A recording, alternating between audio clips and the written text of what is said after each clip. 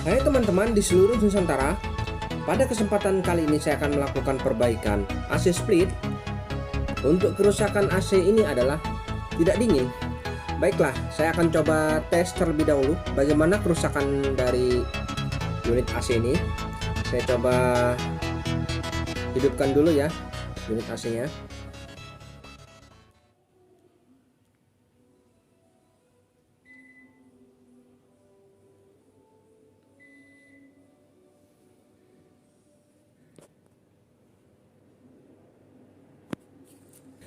Oke, unit AC sudah beroperasi dan kita lanjut ke unit outdoornya.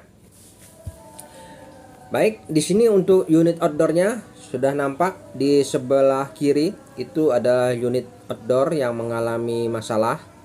Nah ini kita akan coba cek bagaimana kondisi pipanya ini, apakah terjadi pengeblokan atau sama sekali tidak ya. Kemudian di sini kita bisa lihat untuk pipa seperempatnya nampak di sini terlihat kering dan 3/8-nya juga terlihat kering. Untuk AC-nya AC Panasonic dengan tipe CU KC9MKJ. Ini adalah AC 1PK. Dan di sini kita bisa lihat untuk arusnya sebesar 3,1 ampere yaitu 660 watt. Di sini kita bisa lihat ya spesifikasinya ya. Jadi AC-nya 1PK dengan arus 3,1 ampere dan dayanya sebesar 660 watt. Oke, selanjutnya kita coba amati untuk fan-nya berfungsi normal, tidak ada masalah. Namun di sini untuk pipa seperempat dan 3/8 nampak kering, ada indikasi kebocoran freon ya. Namun kita bisa pastikan dengan cara melakukan pengukuran berapa tekanannya ini kita bisa lihat ya. Nah, di sini untuk ventil pengisiannya kita coba buka terlebih dahulu dan kita siapkan manifold untuk melakukan pengukuran. Oke, saya coba lakukan pengukuran berapa tekanan PSI-nya di saat running seperti ini. Apakah ada kandungan gas freon pada sistem? Baik, teman-teman, di sini nampak untuk tekanan gas freonnya tidak ada. Malah cenderung di minus, di bawah minus ya. Jadi tidak ada tekanan gas freon sama sekali, artinya kosong, tidak ada freonnya ini. Maka dari itu AC ini tidak dingin. Kemudian kita bisa pastikan lagi apakah mesin kompresor ini bekerja. Kita bisa ukur berapa arusnya.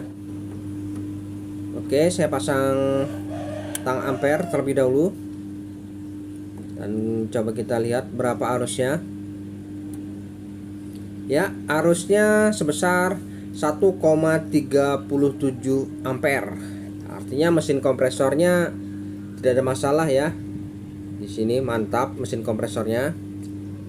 Jadi masalahnya ini adalah ada kebocoran pada sistem dan kandungan gas freonnya sudah tidak ada lagi. Oke, untuk tahap selanjutnya kita akan coba memperbaiki unit AC ini dan kita harus mencari di mana letak kebocorannya. Apakah di unit outdoor beserta instalasinya atau kebocoran terletak pada unit indoor beserta instalasinya. Ya, oke deh. Jadi langsung saja kita akan coba telusuri. Di sini ada drat nipple 3/8, kita buka terlebih dahulu. Dan unit AC masih kondisi hidup, biarkan saja. Kita bisa lihat nanti apakah mesin kompresornya ini masih memiliki tekanan. Tidak masalah ya, kita hidupkan. Karena ini gas freonnya kita vonis sudah tidak ada lagi. Oke, di sini saya coba buka untuk drat nipple 3/8 ya. Tidak ada sama sekali ya, gas freonnya kosong. Dan di sini kita bisa rasakan untuk dorongan dari mesin kompresor. Apabila pipa 3/8 ini kita tahan, maka di situ akan terdapat dorongan.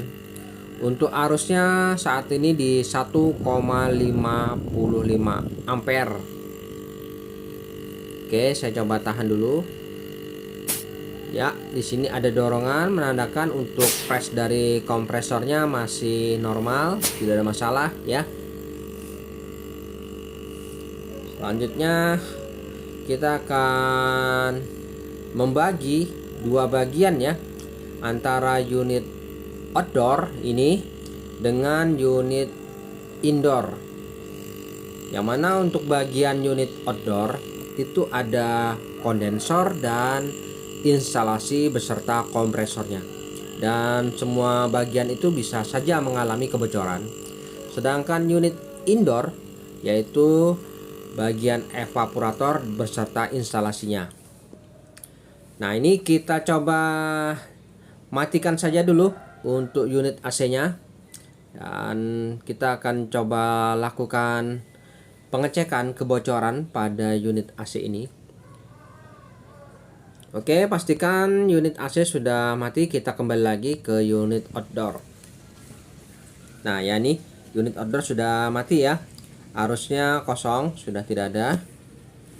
Kemudian kita akan coba berikan tekanan di pipa 3/8 ini dengan menggunakan sambungan yang kita buat sendiri dari bekas pipa unit indoor ya. Ini kita bisa buat sendiri, yang tujuannya supaya memperingan kita dalam hal proses pengecekan.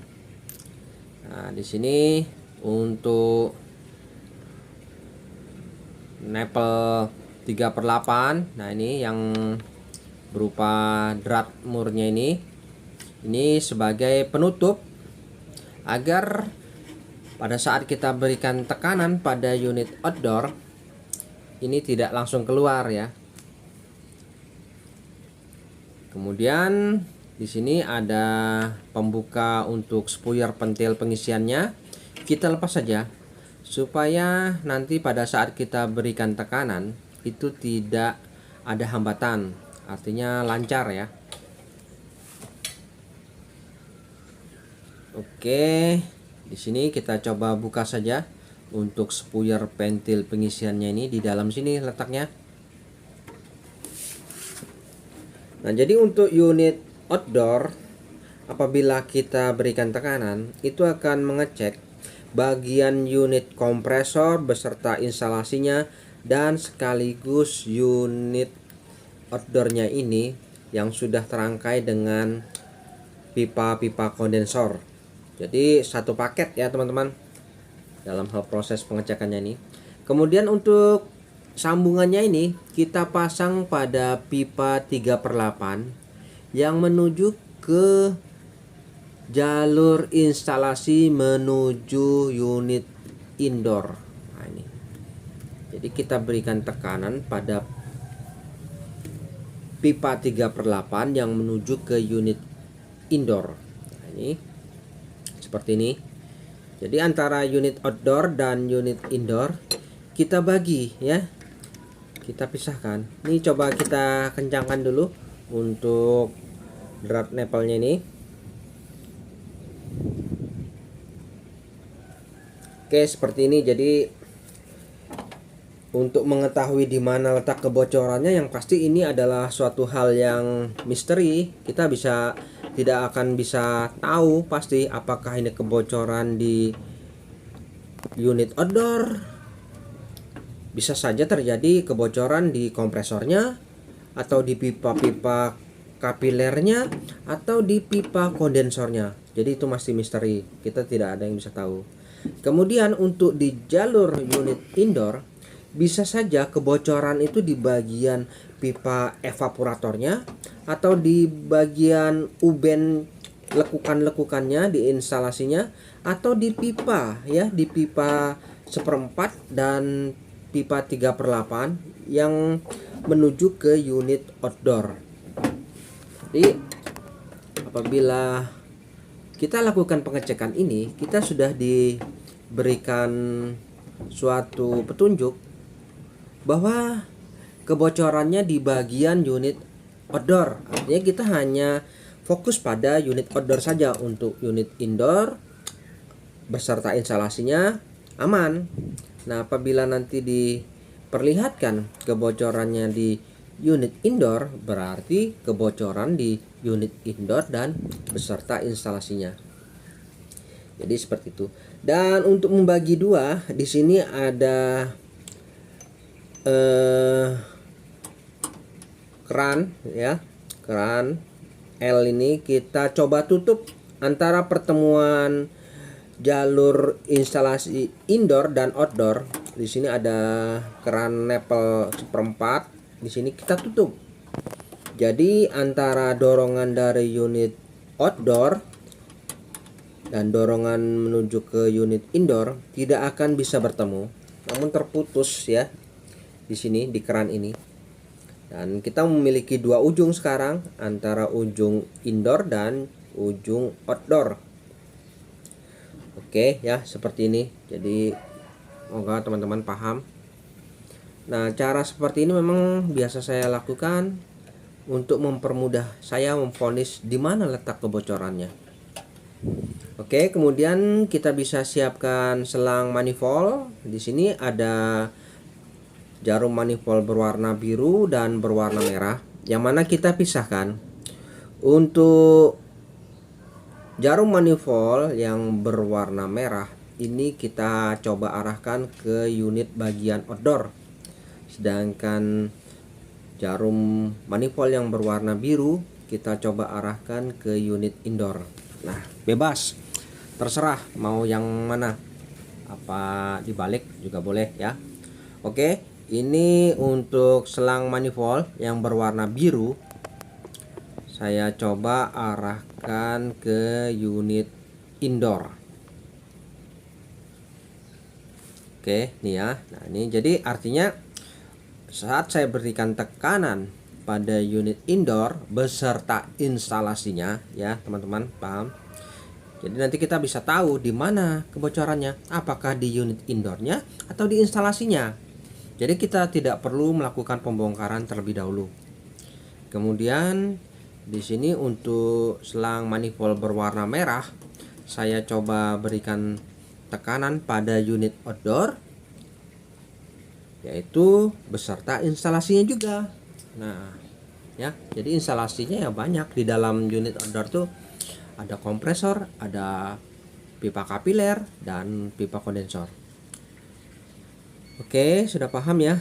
Kemudian di sini kita akan coba siap berikan tekanan, yang mana untuk tekanannya bisa kita berikan tekanan paling maksimal itu di 350 hingga 400 PSI, tidak ada masalah ya.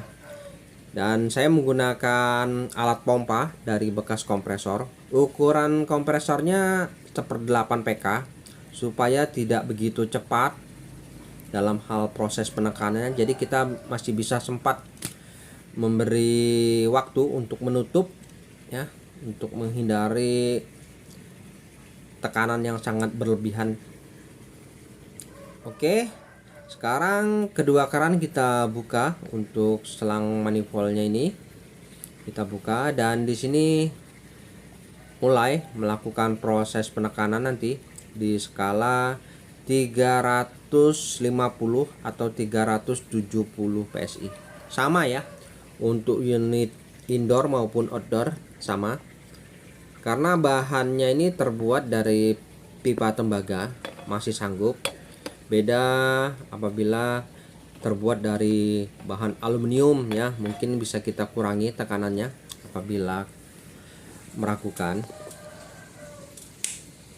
Oke, di sini sudah kita mulai memberikan tekanan di masing-masing unit, dan kita tunggu saja.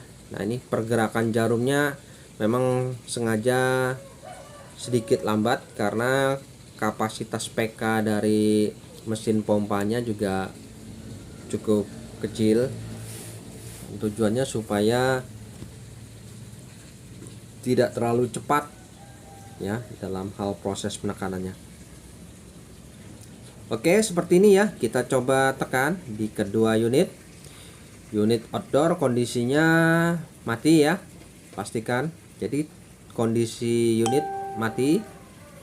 Dan coba kita berikan tekanan dengan membagi dua antara unit outdoor dan unit indoor. Oke, di sini sudah hampir mendekati di tekanan 350 PSI. Ya, ini kira-kira saja teman-teman. Jadi tidak jadi patokan. Yang pasti kisaran 350 hingga 400. Tekanannya kita coba berikan. Oke, kita siap-siap ya. Di 350 PSI kita coba tutup kerannya. Oke, saya rasa cukup. Kita tutup untuk keran manifold berwarna merah di tekanan 350. Sedangkan keran manifold berwarna biru juga kita set di 350 PSI. Selanjutnya mesin pompa kita matikan. Nah, jadi di sini kita bisa lihat untuk pergerakan jarumnya ini. Apabila dalam hal pengecekan terjadi kebocoran yang cukup besar, maka jarum ini akan spontan turun ya. Namun di sini kenyataannya tidak nampak penurunan, artinya ini adalah kebocoran halus ya teman-teman. Dengan tekanan 350 PSI ini saya rasa sudah lumayan untuk memberikan tekanan supaya bisa terdeteksi di mana kebocorannya. Apabila kita berikan tekanan di 200 PSI mungkin agak sulit ya teman-teman, karena tidak mampu mendorong lubangnya ini. Oke, di sini saya mati untuk perendaman. Nanti sudah siap, itu ada kolam, atau nanti kita lakukan eksekusi perendaman apabila ditentukan di mana letak kebocorannya ya. Jadi medianya enak di sini untuk proses perendamannya. Nah, seperti ini ya situasinya di tempat konsumen, sambil kita menunggu nih apakah ada penurunan jarum. Walaupun sedikit sudah terlihat ya di mana letak kebocorannya. Baik teman-teman, setelah beberapa jam kemudian di sini saya coba amati ya, ternyata memang benar. Di sini untuk jarum manifold yang berwarna biru terjadi perubahan ya. Perubahan artinya terdapat penurunan yang awalnya 350 menjadi 220 PSI. Nah, ini jadi sangat kecil ini kebocorannya. Lalu untuk di manifold berwarna merah masih konstan ya, kurang lebih di 350. Tidak ada masalah di sini. Artinya untuk di unit outdoor tidak ada masalah beserta instalasinya. Namun masalahnya yaitu di unit indoor beserta instalasinya ya. Jadi kita sudah mengetahui jawabannya, itu adalah masalahnya di instalasi yang menuju ke unit indoor. Oke, paham ya. Jadi selanjutnya kita sudah diberikan jawaban, lalu kita bisa buang saja muatannya ini. Nah, ini kita coba buang tekanannya. Dan kita bisa lakukan proses pengecekan kebocoran pada instalasi dan unit indoornya. Oke, cukup mudah. Jadi kita tidak perlu menurunkan dulu unit outdoor ataupun unit indoor. Namun dari petunjuk jarum ini sudah bisa dinyatakan di mana letak kebocorannya. Oke, untuk unit instalasi bisa kita lihat seperti ini ya. Jadi kita tinggal pilih mau yang kita eksekusi yang instalasinya atau unit indoornya ya. Namun kebanyakan itu kebocoran terjadi di unit indoornya ya. Untuk instalasi mungkin ya ada ya. Jadi kita tinggal tentukan kita mau yang mana nih. Mau yang instalasinya dulu kita cek, kita bongkar, atau di unit indoornya ya. Oke, kita tentukan pilihan. Saya memilih di unit indoornya saja deh ya. Oke, saya coba turunkan unit indoornya. Nah, ini teman-teman, setelah saya turunkan unit indoornya, ini seperti ini ya. Jadi apakah kebocoran di sini di unit indoor ini belum tahu, belum pasti ya. Kita akan coba tahu setelah kita lakukan perendaman. Nah, di sini saya coba lakukan pembongkaran khusus di bagian evaporatornya saja. Yang pertama kita amati apakah di bagian ubennya ini ada genangan oli ya, kita lihat. Nah, untuk jamur ya mungkin tetap ada, itu terlihat. Untuk jamur berwarna hijau-hijau itu sangat mencurigakan. Kemudian di sini saya lihat tidak ada sedikit pun bekas-bekas oli ya, tumpahan oli. Kita periksa semua ya di bagian uben-ubennya ini. Apakah ada titik yang mencurigakan di mana letak kebocorannya? Namun hal itu tidak saya lihat. Untuk memastikannya kita berikan tekanan lagi. Di sini kita tutup untuk 3/8-nya dengan mur yang sudah kita siapkan ya, kita tutup. Ini kita tutup. Untuk pembuatan murnya ini bisa dilakukan flaring kemudian dipermanenkan, bisa, tidak ada masalah. Yang tujuannya adalah menutup. Kemudian kita berikan tekanan. Nah, ini saya coba berikan tekanan pada unit evaporatornya ini. Saya berikan tekanan sama di 350 PSI. Nah, jadi kita akan coba pastikan apakah memang benar di evaporatornya ini mengalami kebocoran. Nah, oke, kita coba berikan tekanan dulu di 350 PSI. Ya, di sini sudah saya berikan tekanan di 350 PSI dan kita akan coba lakukan perendaman langsung ya. Oke, saya matikan dulu untuk pompanya. Dan untuk memastikan lebih jelas, kita langsung saja kita siapkan perendaman. Nah, kebetulan di sini ada bak besar. Mungkin cukup ini untuk melakukan perendaman untuk evaporatornya ya. Saya coba rendam dulu ya. Oke teman-teman, di sini untuk pipa evaporatornya saya coba rendam saja keseluruhan. Akan nampak ya kebocoran apabila memang ada titik yang mencurigakan di sini. Namun kenyataannya tidak ada. Saya lihat kebocoran pada evap, artinya evap ini normal, tidak ada masalah.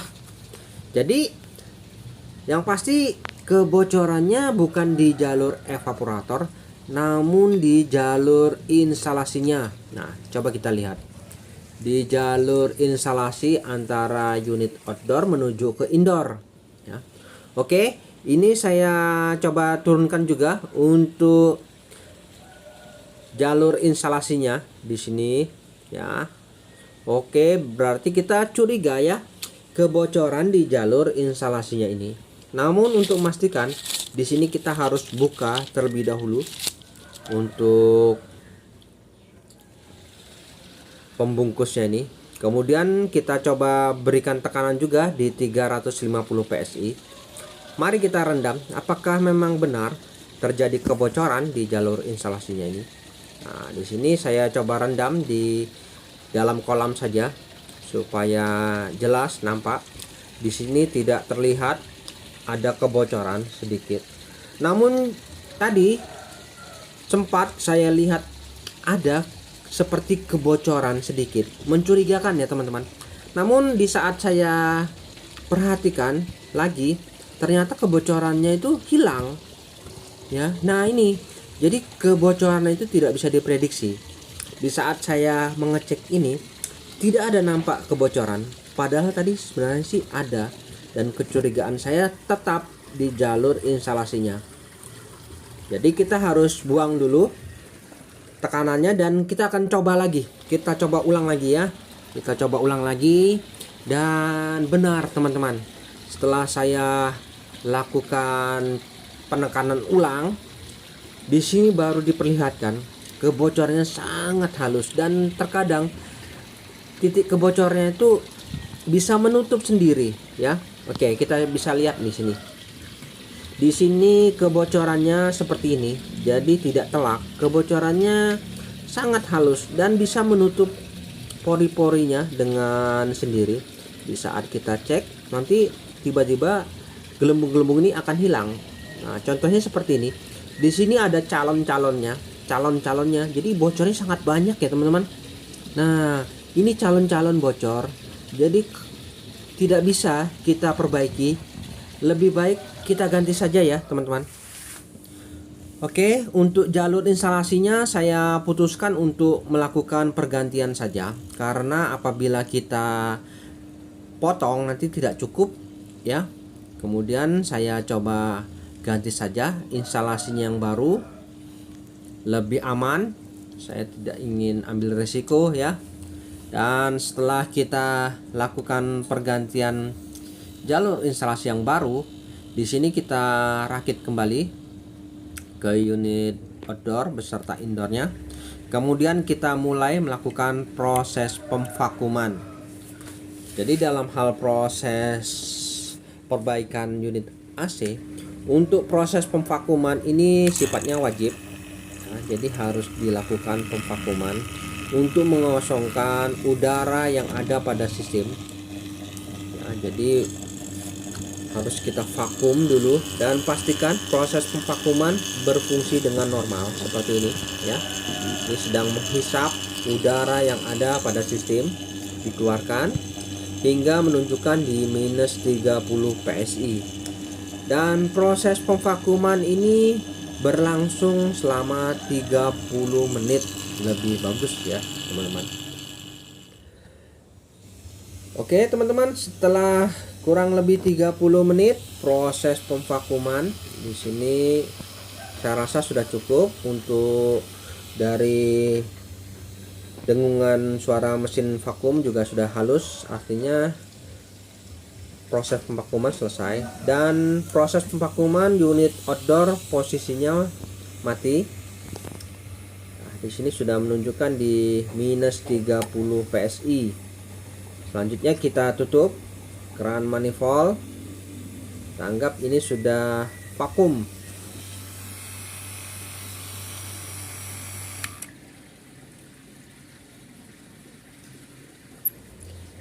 Oke, selanjutnya kita akan lakukan proses pengisian gas freon. Nah, ini saya menggunakan freon R22 yang saya isi ulang supaya ringan dalam hal proses pengerjaannya.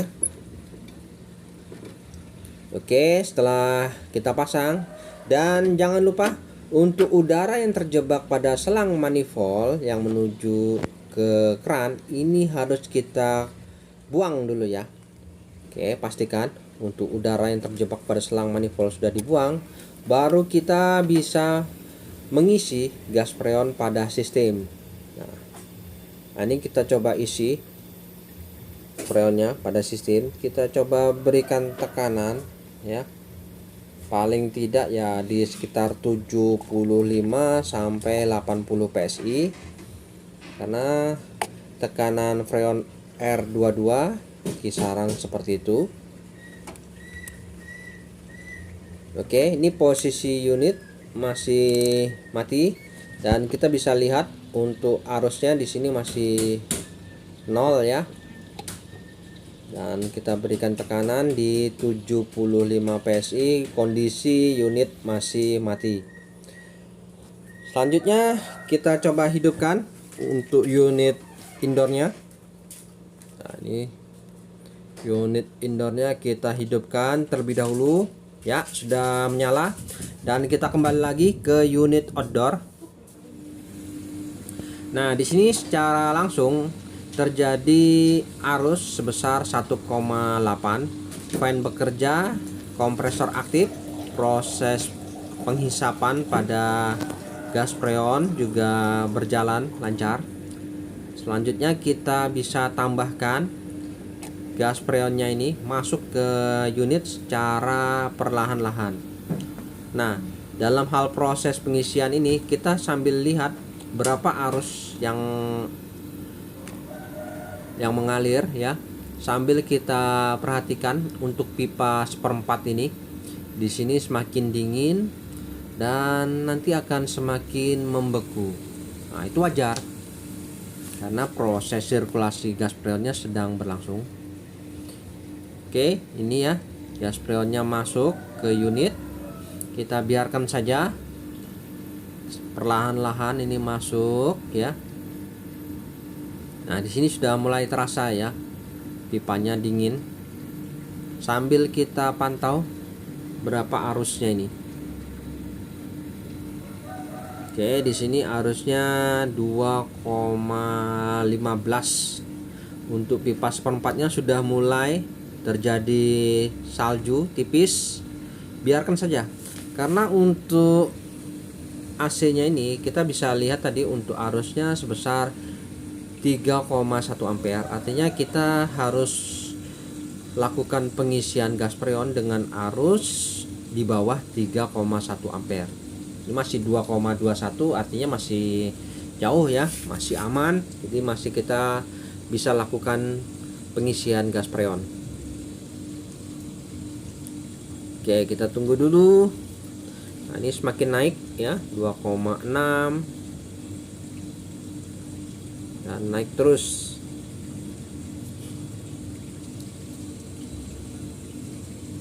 Oke, kita coba tunggu dulu. Nah, ini sudah 2,8 dan tekanannya semakin naik pula ya.